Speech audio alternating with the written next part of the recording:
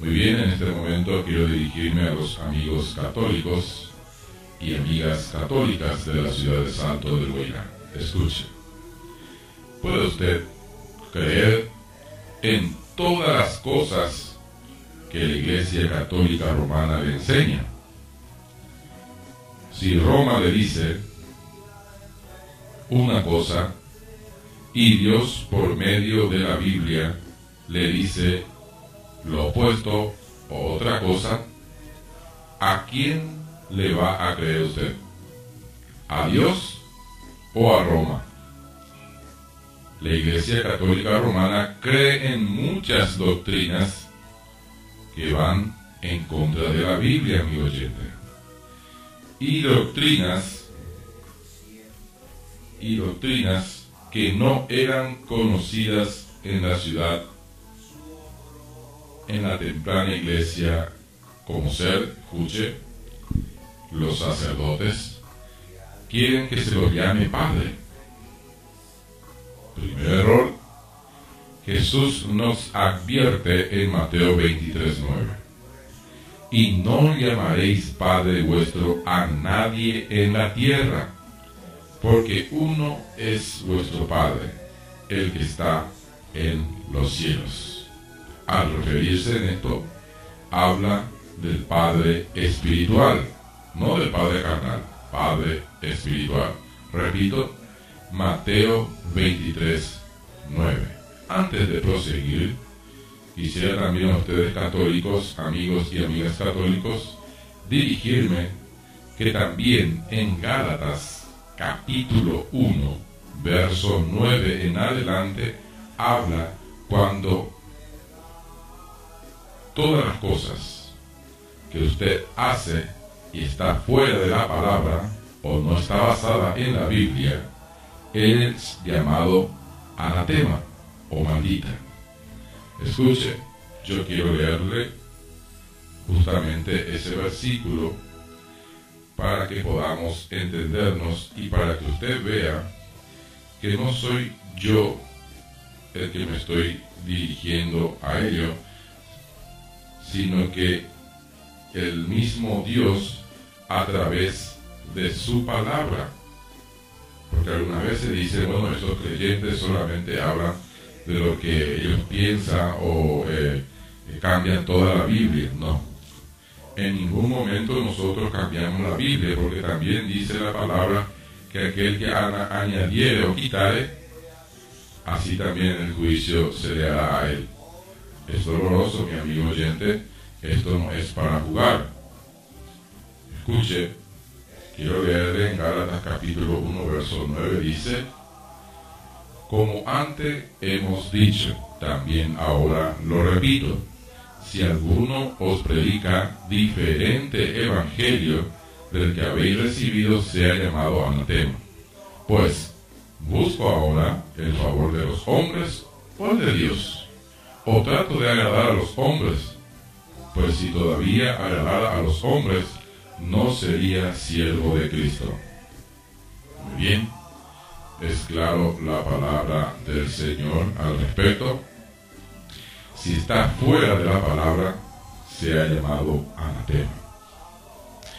2. Oraciones, rezos a María, por ejemplo.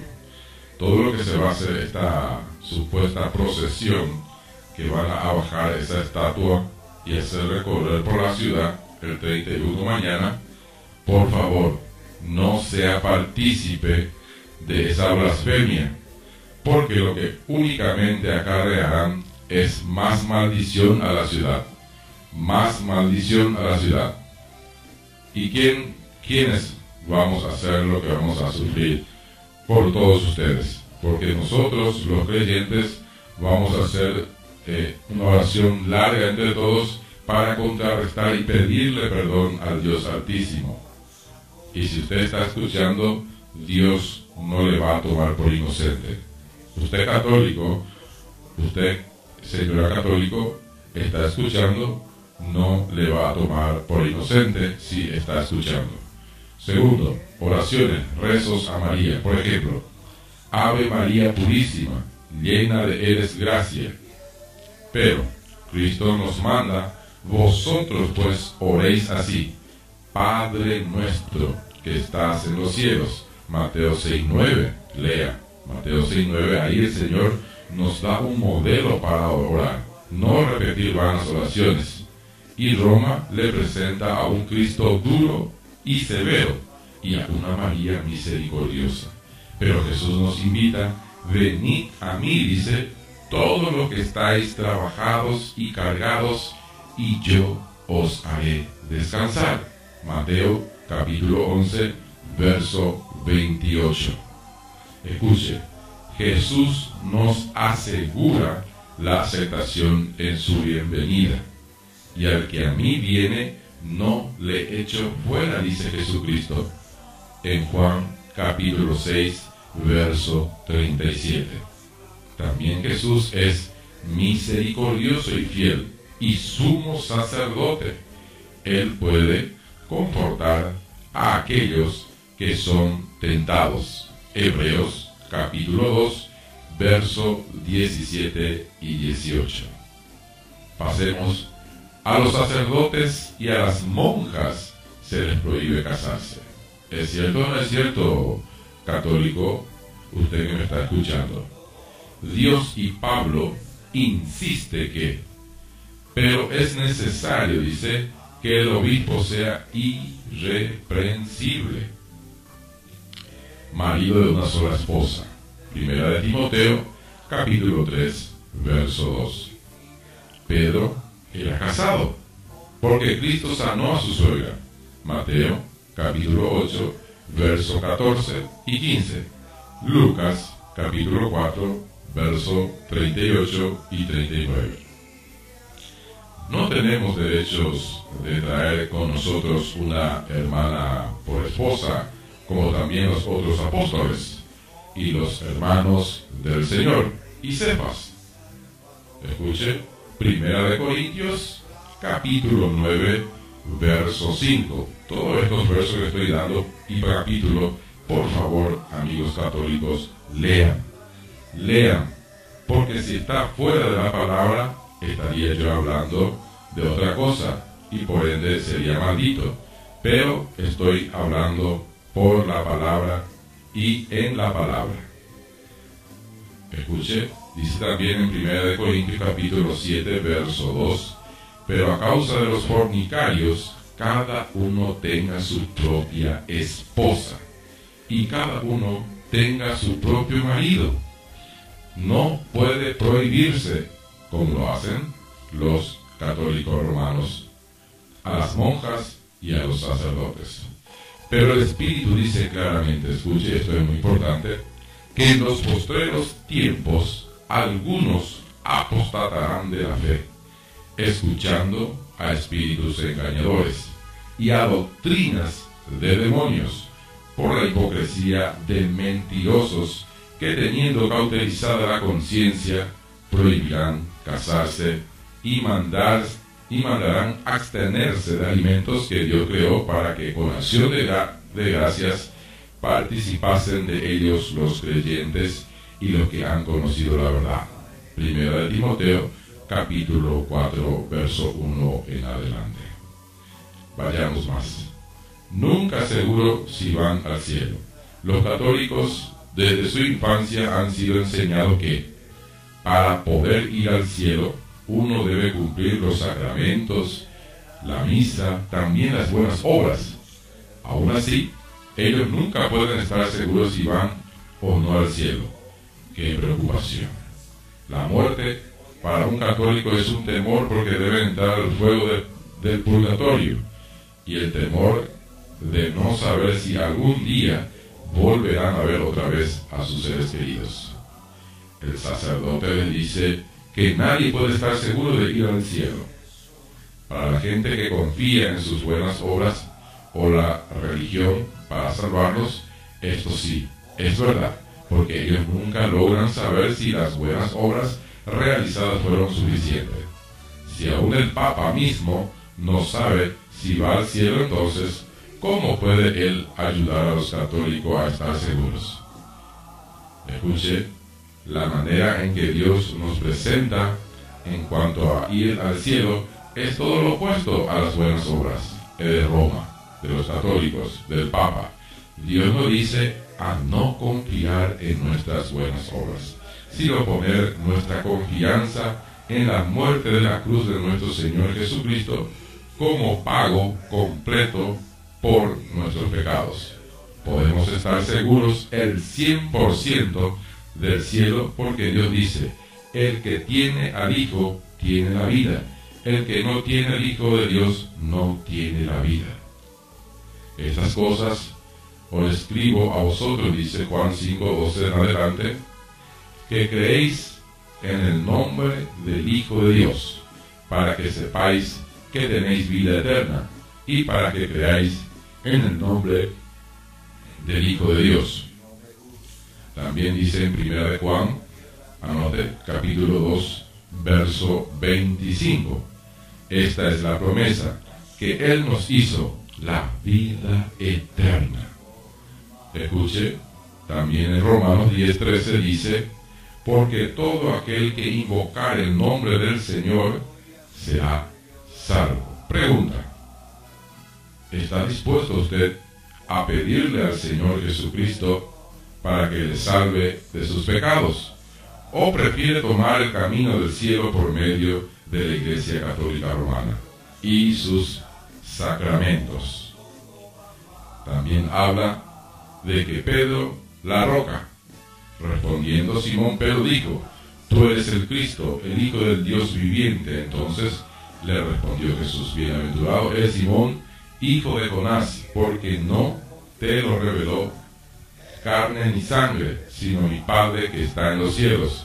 Y yo también te digo que tú eres Pedro, y sobre esta roca, Pedro, se dirige a Pedro, cuando dice sobre esta roca, no habla específicamente de Pedro, sino que hablando con Pedro dice que la roca, sobre esta roca, sobre lo que están hablando, edificaré mi iglesia, y las puertas del Hades no prevalecerán contra ella. Y a ti te daré las llaves del reino de los cielos, y todo lo que atares en la tierra será atado en los cielos, y todo lo que desatares en la tierra será desatado en los cielos. Mateo 16:16. La respuesta a tres falsas conclusiones de los católicos en cuanto al pasaje bíblico anterior. 1. Cuando Cristo dice sobre esta roca, Él se está refiriendo a sí mismo, que Él es la roca, que es el Hijo del Dios viviente, sobre la cual Él edificará su iglesia, no sobre Pedro, porque los 12 discípulos que ya conocían el Antiguo Testamento estaban bien familiarizados de que siempre que se hable de la roca se refería al nombre de Dios. Jehová, roca mía y castillo mío, por ejemplo, una cita bíblica, anote, Salmos 18:2.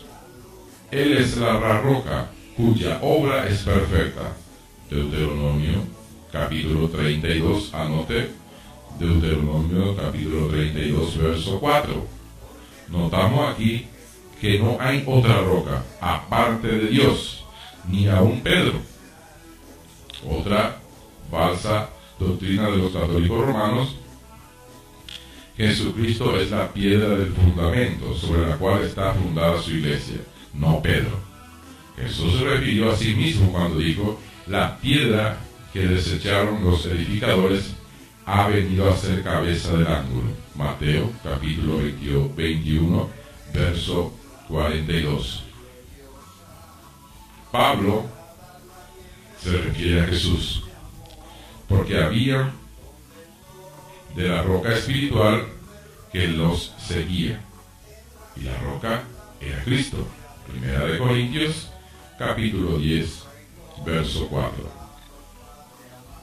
Pedro se refirió a Cristo con: he aquí pongo en Sion la principal piedra del ángulo, escogida, preciosa, el que cayere en él no será avergonzado. Dice en primera de Pedro capítulo 2, verso 4 en adelante.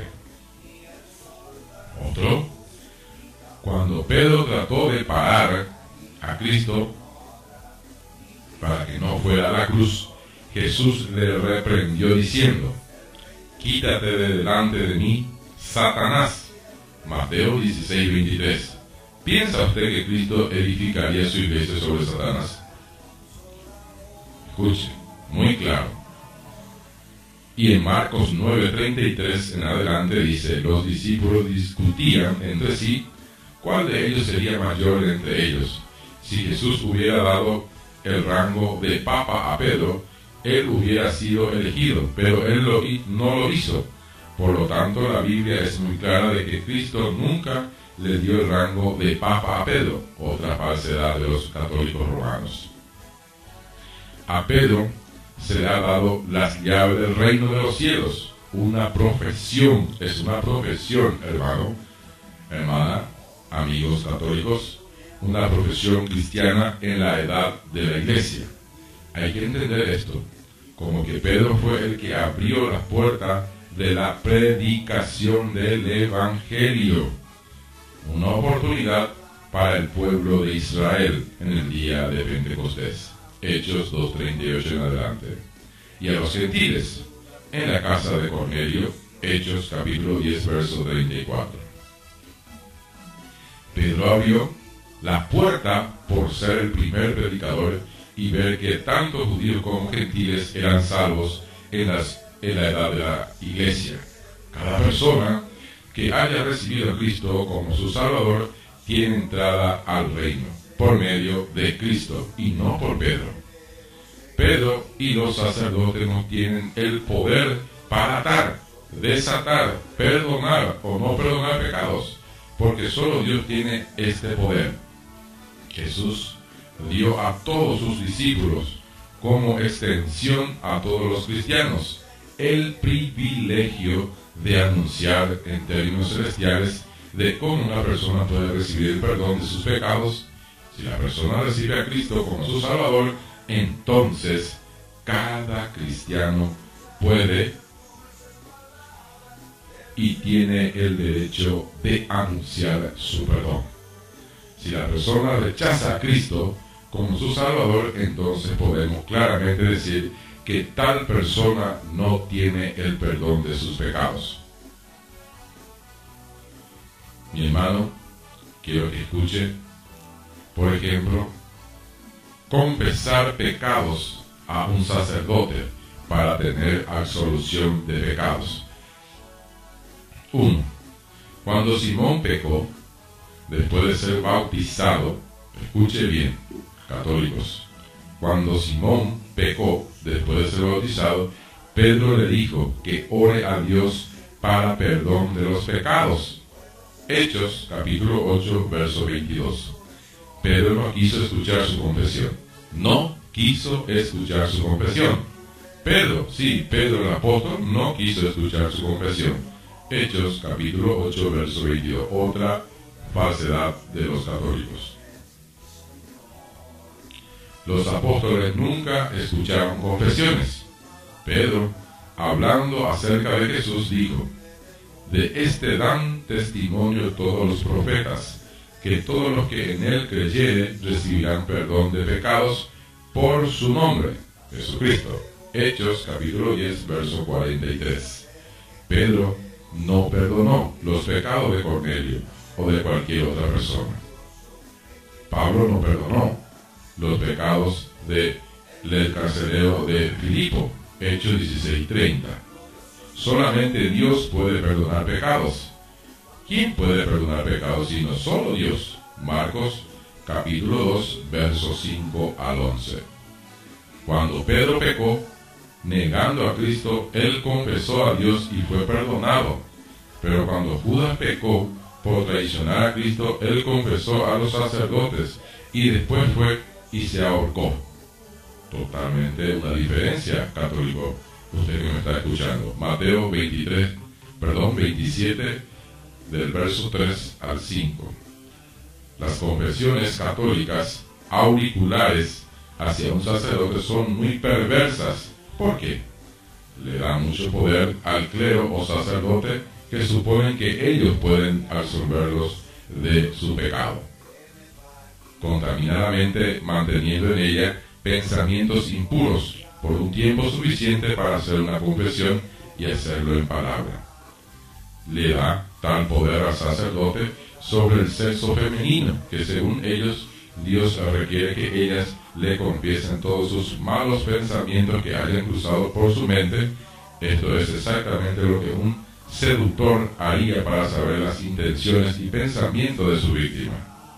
Asimismo, amigo oyente, esto requiere que el sacerdote haga insinuaciones impropias y repugnantes para sacar pecados que posiblemente no hayan sido confesados aún.